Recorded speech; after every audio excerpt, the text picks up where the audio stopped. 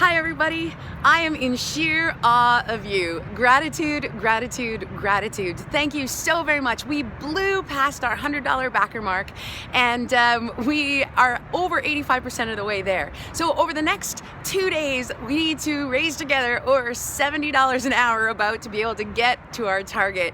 And I know it's possible together. You guys are an amazing, amazing team. Now, I don't know if I am the only one, hopefully not, that has all these crazy, ugly, nagging voices that go around in my head, you know, feeding all kinds of crap, telling me what I should and I shouldn't do. Now, I refer to them, all right, those critical, usually negative chatterbots that go on inside as the choir. Now, if there's one thing that I have learned over the last 20 years, and especially in the last few, is beware of the choir. All right, now the choir for me is made up of a lifetime of critics, including the highly influential beliefs of well-intentioned loved ones throughout my childhood, and also all of the negative voices of the emotions inside my head chatting around and creating this disharmonic noise that continually controls me. And you know, I spent the first 40 years of my life listening to those voices as opposed to the quiet little whispers of my intuition, because those voices were so much louder. And you know, eventually listening to their advice led me to the wastelands of depression. And there I lost everything. I mean, I lost my creative spirit, I lost my music, my potential, my job, my home, I mean, myself completely. And let me tell you, living on the streets sucks, trust me.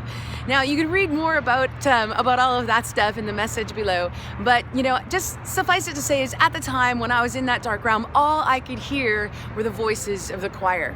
Now, eventually I choose to dig myself out of the hole that I had dug for myself, and I explored all different kinds of things by following intuition instead of the choir. Now, people ask me all the time, you know, how did I get from there to be back to my sparkly me? And you know, there's no generic map to follow. You know, escaping is a choice, and it's a very, very difficult one, but necessary, and it's an individual battle. It's only easier, the only thing that really makes it easier is having cheering crowds behind you. All right, even the most well-intentioned critic is not helpful, unfortunately. Now, my internal battle raged for nearly a decade, and but I was so determined to return to innocence and following that childlike awe and wonder, which is what's led me here to Ignition, and to all of you helping me to be able to achieve that dream. So tomorrow we're going to talk a little bit more about how I overcame the voice of the choir and turned the army of me into a really, really helpful group of voices. So thank you so much for watching this video. I'm going to sing just the beginning now of a song that I wrote right after I crawled out of the wastelands of depression called Only Scars.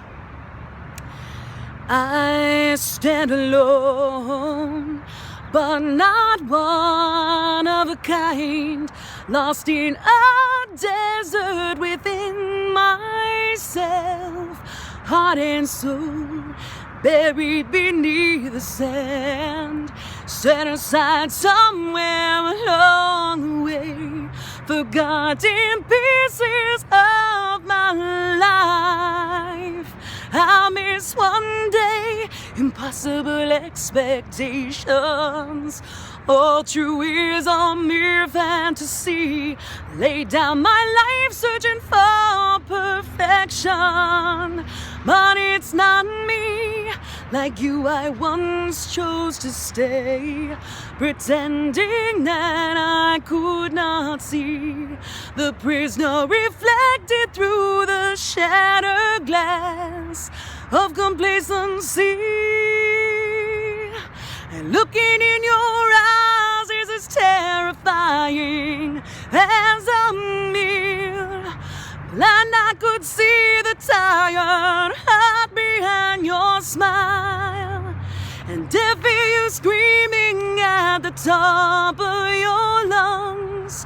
Feel your pain with every beat of my heart. But I believe time itself and love can heal all wounds till they're only scars.